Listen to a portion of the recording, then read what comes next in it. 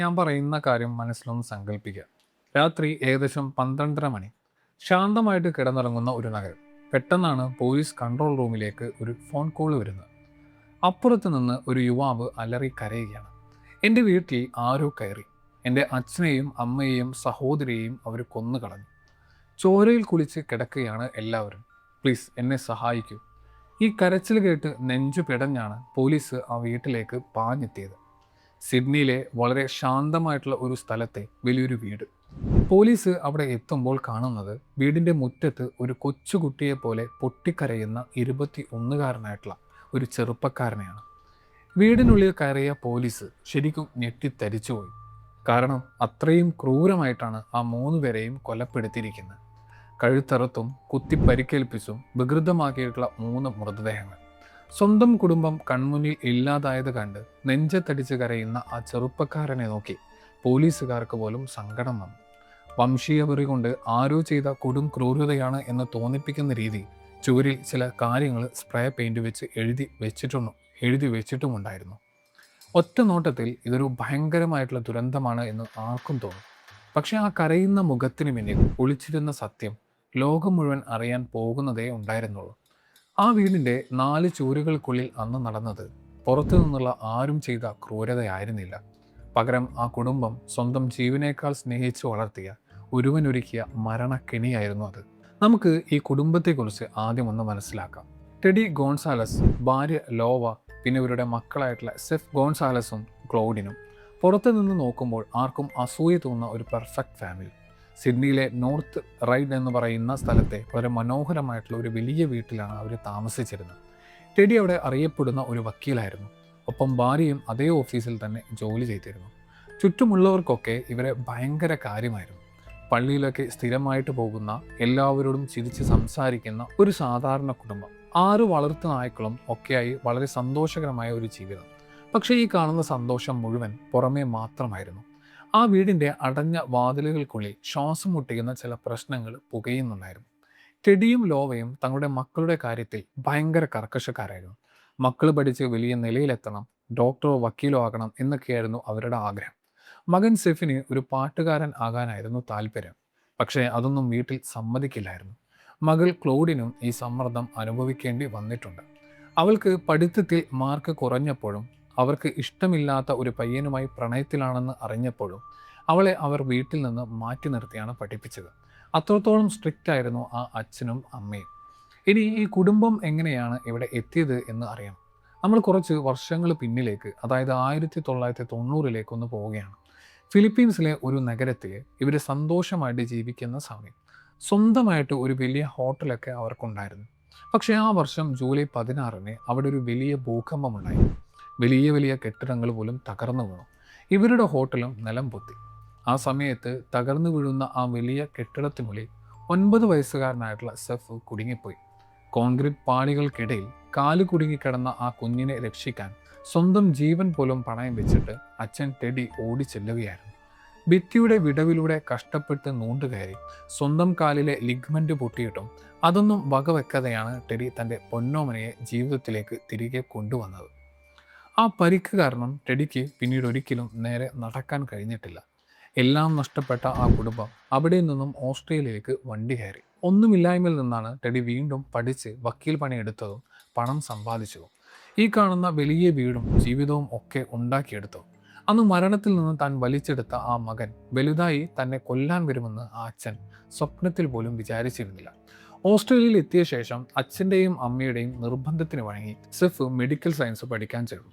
പക്ഷേ 2 വർഷം കഴിഞ്ഞപ്പോൾ അവനത് നിർത്തി. പിന്നെ വക്കീലാകാൻ വേണ്ടി വേറൊരു യൂണിവേഴ്സിറ്റിയിൽ ചേർന്നു. അവിടെയും അവൻ പഠിക്കാൻ വളരെ മോശമായിരുന്നു. കോളേജിൽ നിന്ന് പുറത്താകും എന്ന അവസ്ഥ വന്നപ്പോൾ അവൻ ചെയ്തത് തെറ്റുകൾ തിരുത്തുകയല്ല, പകരം അതെല്ലാം മറച്ചു വെക്കുകയാണ് ചെയ്തത്. മാർക്ക് ലിസ്റ്റുകൾ അവൻ സ്വന്തമായിട്ട് വ്യാജമായിട്ട് ഉണ്ടാക്കി അച്ഛനെയും അമ്മയെയും കാണിച്ചു.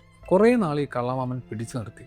പക്ഷെ ഒരു ദിവസം അനിയത്തി ക്ലോഡിൻ ഈ സത്യം കണ്ടുപിടിക്കുകയും അച്ഛനോടും അമ്മയോടും പോയി പറയുകയും ചെയ്തു. അതോടെ വീട്ടിലെ വലിയ പൊട്ടിത്തെറിയായി. അച്ഛനും അമ്മയും അവനെ ഭയങ്കരമായിട്ട് വഴക്ക് പറഞ്ഞു. അവന് ഏറ്റവും ഇഷ്ടമുള്ള കാറ് എടുത്തുകൊണ്ടു പോകുമെന്നും സ്വത്തിൽ നിന്ന് ഒരു പൈസ പോലും തരില്ലെന്നും അവരെ ഭീഷണിപ്പെടുത്തി. സത്യത്തിൽ ഈ മാർക്ക് ലിസ്റ്റ് തിരുത്തിയത് മാത്രമല്ല അവൻ്റെ കള്ളത്തരം. സെഫ് എന്ന വ്യക്തി തന്നെ ഒരു വലിയ നുണയായിരുന്നു. ഓരോരുത്തരോടും അവൻ ഓരോ കഥകളാണ് പറഞ്ഞിരുന്നത്. ചില കൂട്ടുകാരോട് തനിക്ക് ക്യാൻസർ ആണ് എന്ന് പറയും.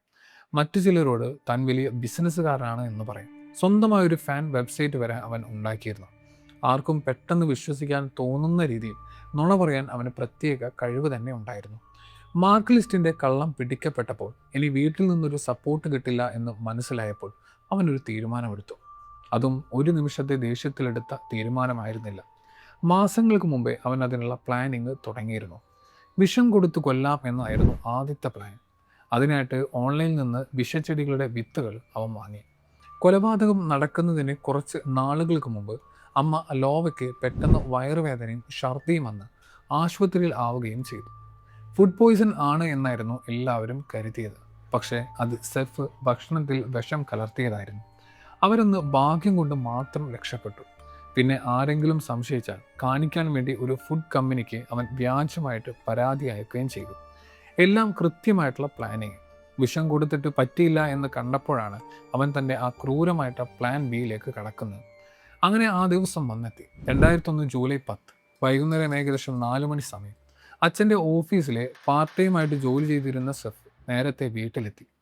ആ സമയത്ത് അനിയത്തി ക്ലോഡിൻ മാത്രമേ വീട്ടിലുണ്ടായിരുന്നുള്ളൂ. അവള് മുകളിലത്തെ മുറിയിലിരുന്ന് പഠിക്കുകയായിരുന്നു. അടുക്കളയിൽ കയറിയ സെഫ് അവിടെ ഉണ്ടായിരുന്ന കത്തികളുടെ കൂട്ടത്തിൽ നിന്ന് ഏറ്റവും മൂർച്ചയുള്ള 2 കത്തികൾ എടുത്തു. പിന്നെ തൻ്റെ കാറിൽ നിന്ന് ഒരു ബേസ്ബോൾ ബാറ്റും എടുത്തു. നേരെ അനിയത്തിയുടെ മുറിയിലേക്ക് കയറി ചെന്ന അവൻ ഒരു ദയവുമില്ലാതെ ആ 18-കാരിയുടെ കഴുത്ത് ഞെരിച്ചു. എന്നിട്ട് ആ ബാറ്റ് കൊണ്ട് അവളുടെ തലയിൽ തുടരെ അടിച്ചു.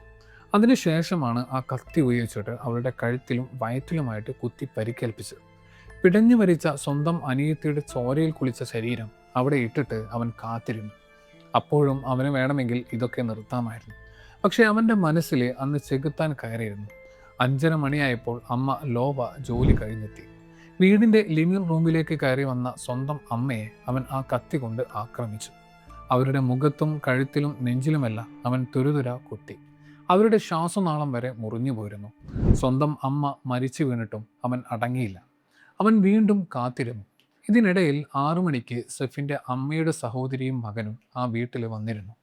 വീടിൻ്റെ കോളിംഗ് ബെൽ അടച്ചിട്ടും ആരും വാതിൽ തുറന്നില്ല. കാറുകൾ മുറ്റത്ത് കിടപ്പുണ്ട്.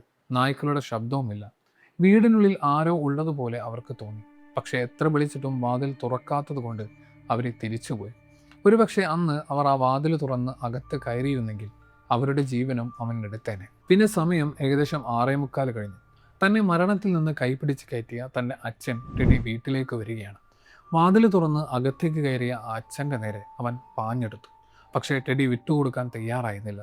അദ്ദേഹം തൻ്റെ ജീവന് വേണ്ടി മകനോട് പൊരുതി. പക്ഷേ പ്രായം തളർത്തിയ ആ ശരീരത്തിന് ആ യുവാവിൻ്റെ ക്രൂരതയ്ക്ക് മുന്നിൽ പിടിച്ചു നിൽക്കാനായില്ല. കഴുത്തിലും നെഞ്ചിലും വയറ്റിലുമായിട്ട് ഒരുപാട് കുത്തുകൾ ഏറ്റുവാങ്ങി. ആ അച്ഛനും താഴെ വീണു. നെഞ്ചിലേറ്റ കുത്ത് ഹൃദയവും തുളച്ചാണ് കയറിയത്. എല്ലാം കഴിഞ്ഞപ്പോൾ അവൻ വളരെ ശാന്തനായി. കൊലപാതകത്തിന് ഉപയോഗിച്ച ആയുധങ്ങളും ചോരവരുണ്ട വസ്ത്രങ്ങളും തൻ്റെ ഷൂസുമെല്ലാം അവൻ എവിടെയോ കൊണ്ടുപോയി നശിപ്പിച്ചു. എന്നിട്ട് നന്നായി കുളിച്ച് പുതിയ വസ്ത്രങ്ങൾ ധരിച്ചു. പോലീസ് വന്നാൽ ഇതൊരു വംശീയ ആക്രമണമാണ് എന്ന് തോന്നിപ്പിക്കാൻ വേണ്ടി അവൻ നീല നിറത്തിലുള്ള സ്പ്രേ പെയിൻ്റ് എടുത്ത് ചുവരിൽ ഏഷ്യക്കാർ തുലയട്ടെ എന്നർത്ഥം വരുന്ന ചില കാര്യങ്ങൾ എഴുതി വെച്ചു. എന്നിട്ട് നേരെ ഒരു കൂട്ടുകാരൻ്റെ അടുത്തേക്ക് പോയി. ഒന്നും അറിയാത്തവനെ പോലെ കൂട്ടുകാരനുമൊത്ത് പുറത്തുപോയി ഭക്ഷണം കഴിച്ചു. വീഡിയോ ഗെയിം കളിച്ചു. രാത്രി കൂട്ടുകാരനെ വീട്ടിലാക്കിയ ശേഷം 11:30 തിരികെ വീട്ടിലെത്തിയാണ് അവൻ പോലീസിനെ വിളിച്ച് ആ വലിയ നാടകം കളിച്ചത്. പോലീസ് വന്ന് അന്വേഷണം തുടങ്ങിയപ്പോൾ തന്നെ അവർക്ക് ചെറിയ സംശയങ്ങൾ തോന്നി തുടങ്ങിയിരുന്നു. വീട്ടിൽ ആരും അതിക്രമിച്ച് കയറിയതിൻ്റെ ലക്ഷണങ്ങൾ ഒന്നും തന്നെ ഉണ്ടായിരുന്നില്ല. വിലപിടിപ്പുള്ള ഒരു സാധനവും, എന്തിന് മരിച്ചവരുടെ പോക്കറ്റിലെ പണം പോലും ആരും എടുത്തിരുന്നില്ല. 3 പേരും മരിച്ചത് 3 വ്യത്യസ്ത സമയങ്ങളിലാണ് എന്ന് പോലീസിന് മനസ്സിലായി. 3 മണിക്കൂറോളം ഒരു കൊലയാളി ആ വീട്ടിൽ കാത്തു നിൽക്കുമെന്ന് വിശ്വസിക്കാൻ പോലീസിന് കഴിഞ്ഞില്ല. പോരാത്തതിന് സെഫിൻ്റെ പെരുമാറ്റത്തിലും ഭയങ്കരമായിട്ടുള്ള അസ്വാഭാവികത ഉണ്ടായിരുന്നു. പിന്നീട് ആ വീട് അരിച്ചു പറക്കിയ പോലീസിന് സെഫിൻ്റെ വസ്ത്രത്തിൽ നിന്ന് ആ ചുവരിലടിച്ച അതേ നീല പെയിൻറ്റിൻ്റെ പാടുകൾ കിട്ടി. വീട്ടിലെ തറയിൽ പതിഞ്ഞ ഷൂവിൻ്റെ പാടുകൾ സെഫിൻ്റെ ഷൂവിൻ്റെ അളവിനോട് കൃത്യമായിട്ട് യോജിക്കുന്നതായിരുന്നു. എന്നിട്ടും പുറത്ത് സെഫ് തൻ്റെ അഭിനയം തുടരുകയായിരുന്നു. വാർത്താ സമ്മേളനം വിളിച്ച് കൊലയാളികളെ പിടിക്കാൻ സഹായിക്കുന്നവർക്ക് $1,00,000 പ്രതിഫലം പ്രഖ്യാപിച്ചു. 3 പേരുടെയും ഒരുമിച്ചുള്ള ശവസംസ്കാര ചടങ്ങിൽ നിന്ന് അവൻ പൊട്ടിക്കരഞ്ഞുകൊണ്ട് പ്രസംഗിച്ചു. അച്ഛൻ തൻ്റെ ഹീറോ ആണെന്നും അമ്മ വീടിൻ്റെ ഹൃദയമാണെന്നും അവൻ പറഞ്ഞു. അതിനുശേഷം മരിയ ക്യാരിയുടെ ഒരു പാട്ട് അവൻ അവിടെ നിന്ന് പാടുകയും ചെയ്തു. ഇതൊക്കെ കണ്ടു നിന്നവർക്ക് പോലും വല്ലാത്തൊരു അസ്വസ്ഥത തോന്നിയിരുന്നു. കൊലപാതകം നടന്ന് ഒരാഴ്ച കഴിഞ്ഞപ്പോൾ തന്നെ അവൻ അച്ഛൻ്റെ ഓഡിറ്ററെ പോയി കണ്ട് സ്വത്തുക്കളുടെ വിവരങ്ങൾ തിരക്കി. ഓസ്ട്രേലിയയിലും ഫിലിപ്പീൻസിലുമായിട്ട് ലക്ഷക്കണക്കിന് ഡോളറിൻ്റെ സ്വത്തുക്കൾ അവന് കിട്ടാൻ പോവുകയായിരുന്നു. കൂടാതെ ഇരകളുടെ കുടുംബത്തിന് ലഭിക്കുന്ന ഇൻഷുറൻസ് തുകയും. ഇതിനിടയിൽ സ്വന്തം അമ്മയുടെ സ്വർണ്ണാഭരണങ്ങൾ അവൻ പണയം വെച്ചു. അച്ഛൻ്റെ കാറ് വിറ്റ് വില കൂടിയ പുതിയൊരു ലെക്സസ് കാറ് ബുക്ക് ചെയ്തു. ഒരു വലിയ അപ്പാർട്ട്മെൻറ്റിലേക്ക് താമസം മാറി. ഫിലിപ്പീൻസിലുള്ള തൻ്റെ ബന്ധുവിനെ വിളിച്ച് തനിക്ക് ബ്രെയിൻ ട്യൂമർ ആണെന്നും സർജറിക്ക് ലക്ഷങ്ങൾ വേണമെന്നും പറഞ്ഞ് പണം ചോദിച്ചു. പക്ഷേ ആരും അവന് പണം കൊടുത്തില്ല. ഇതിനിടയിൽ പോലീസ് അവനെ വരിഞ്ഞു മുറുക്കുകയായിരുന്നു. അവൻ്റെ ഫോൺ കോളുകൾ അവർ ചോർത്തി. ഒരു അണ്ടർ കവർ പോലീസ് ഓഫീസർ അവനുമായിട്ട് കൂട്ടുകൂടി വിവരങ്ങൾ ശേഖരിച്ചു. അവൻ്റെ ഇൻ്റർനെറ്റ് ഹിസ്റ്ററി പരിശോധിച്ചപ്പോൾ കൊലപാതകത്തിന് മുമ്പ് അവൻ വിഷം കൊടുത്ത് കൊല്ലുന്നതിനെക്കുറിച്ച് തിരഞ്ഞ കാര്യങ്ങൾ കണ്ടെത്തി. താനെന്ന് കാറിൽ ഇരിക്കുകയായിരുന്നു, കൂട്ടുകാരനൊപ്പം പോയി എന്നൊക്കെയുള്ള അവൻ്റെ ഓരോ കള്ളങ്ങളും പോലീസ് പൊളിച്ചടക്കി. അപ്പോൾ അവൻ പറഞ്ഞു താൻ വേറൊരു ടാക്സിയിലാണ് അന്ന് പോയതെന്നും ഒരു വേശ്യാലയത്തിലായിരുന്നുവെന്നും. അതും പോലീസ് അന്വേഷിച്ചു. അവൻ പറഞ്ഞ പെൺകുട്ടി അന്ന് അവിടെ ഡ്യൂട്ടിക്ക് ഉണ്ടായിരുന്നില്ല. ടാക്സിക്കാരനെ കണ്ട് ചോദ്യം ചെയ്തപ്പോൾ അവൻ പണം കൊടുത്ത് കള്ള രസീത് ഉണ്ടാക്കിയതാണ് എന്നും തെളിഞ്ഞു. പോലീസിൻ്റെ സംശയം തന്നിൽ നിന്ന് മാറ്റാൻ അവൻ അച്ഛൻ്റെ ശത്രുക്കളുടെ പേരിൽ വ്യാജ ഇമെയിലുകൾ ഉണ്ടാക്കി. തന്നെ ആരോ തട്ടിക്കൊണ്ടുപോയി കൊല്ലാൻ നോക്കിയെന്ന് പറഞ്ഞ് സ്വന്തം അപ്പാർട്ട്മെൻറ്റിൽ വെച്ച് ഒരു നാടകം കൂടി അവൻ കളിച്ചു. പക്ഷേ എല്ലാം വൃഥാവിലായി. കൃത്യമായിട്ടുള്ള തെളിവുകളുടെ അടിസ്ഥാനത്തിൽ 2002 ജൂൺ 13 പോലീസ് അവനെ അറസ്റ്റ് ചെയ്തു. കോടതിയിൽ കേസ് വന്നപ്പോൾ പ്രോസിക്യൂഷൻ ഓരോ തെളിവുകളായിട്ട് നിരത്തി. കാറ് തിരികെ എടുക്കുമെന്നും സ്വത്ത് തരില്ലെന്നുമുള്ള ഭയമാണ്, ഒരു പണിയും ചെയ്യാതെ കോടികളുടെ സ്വത്ത് അനുഭവിക്കണമെന്നുള്ള ആർത്തിയാണ് അവരെ കൊണ്ട് ഈ കൊടും ക്രൂരത ചെയ്യിച്ചതെന്ന് കോടതിക്ക് ബോധ്യപ്പെട്ടു. 2004 മെയ് മാസത്തിൽ ജൂറി അവനെ കുറ്റക്കാരാണ് എന്ന് കണ്ടെത്തി. സെപ്റ്റംബറിൽ ജഡ്ജി അവനെ ഒരിക്കലും പരോൾ ലഭിക്കാത്ത 3 ജീവപര്യന്തം ശിക്ഷയാണ് വിധിച്ചത്. ഏറ്റവും ഹീനമായ, ഒരു ദയം അർഹിക്കാത്ത കൊടും ക്രൂരത എന്നാണ് ജഡ്ജി ഇതിനെ വിശേഷിപ്പിച്ചത്. പിന്നീട് പലതവണ അവൻ അപ്പീലുകളുമായിട്ട് കോടതിയെ സമീപിച്ചു. തനിക്ക് കുട്ടിക്കാലത്ത് പീഡനം ഏൽക്കേണ്ടി വന്നതുകൊണ്ടുണ്ടായ മാനസിക പ്രശ്നങ്ങളാണ് ഇതൊക്കെ ചെയ്യിച്ചത് എന്നുവരെ അവൻ വാദിച്ചു. പക്ഷേ നിയമം അവന് യാതൊരു ഇളവും നൽകിയില്ല. ഇന്ന് ബ്ലൂ മൗണ്ടൻസിലെ ജയിലിൽ അഴികൾക്കുള്ളിലാണ് ആ 21-കാരൻ. തൻ്റെ 46-ാം വയസ്സിൽ സ്വന്തം മകനെ മരണത്തിൽ നിന്ന് രക്ഷിക്കാൻ ജീവിതകാലം മുഴുവൻ വേദനിക്കുന്ന ഒരു പരിക്കേറ്റുവാങ്ങിയ ടെഡി ഒരിക്കലും വിചാരിച്ചിട്ടുണ്ടാകില്ല ആ കൈകൾ തന്നെ തൻ്റെ ജീവനെടുക്കുമെന്ന്. കുടുംബത്തെ ചേർത്ത് പിടിച്ച ലോവയും ഒരുപാട് സ്വപ്നങ്ങളുണ്ടായിരുന്ന ക്ലോഡിനും ഒരു തെറ്റും ചെയ്യാതെയാണ് മരണത്തിന് കീഴടങ്ങിയത്. പുറത്തുനിന്ന് നോക്കുമ്പോൾ എല്ലാം തികഞ്ഞ ഒരു കുടുംബം, പണവും പ്രതാപവും സ്നേഹവുമെല്ലാം ഉണ്ടെന്ന് ലോകം കരുതിയ ഒരു വീട്. പക്ഷേ അതിൻ്റെ ഉള്ളിൽ വളർന്നുകൊണ്ടിരുന്നത് മനുഷ്യരൂപമുള്ള ഒരു രാക്ഷസനായിരുന്നു. പണത്തോടുള്ള ആർത്തി മനുഷ്യനെ ഏത് അറ്റം വരെ കൊണ്ടുപോകും എന്നതിൻ്റെ ഏറ്റവും വലിയ ഉദാഹരണമാണ് സെഫ് ഗോൺസാലസ്. ഈ കഥ ഇവിടെ അവസാനിക്കുമ്പോൾ നമ്മൾ ഓരോരുത്തരും ചിന്തിക്കേണ്ട ഒരു കാര്യമുണ്ട്. നമ്മൾ ഏറ്റവും കൂടുതൽ വിശ്വസിക്കുന്ന, സ്നേഹിക്കുന്ന ആളുകൾക്ക് പിന്നിൽ നമ്മളറിയാത്ത ഏതൊക്കെ മുഖങ്ങളുണ്ടാകും. ചിലപ്പോൾ നമ്മൾ കാണുന്ന സത്യങ്ങളെക്കാൾ എത്രയോ ഭയാനകമായിരിക്കും കാണാത്ത യാഥാർത്ഥ്യങ്ങൾ എന്ന് പറയുന്നത്.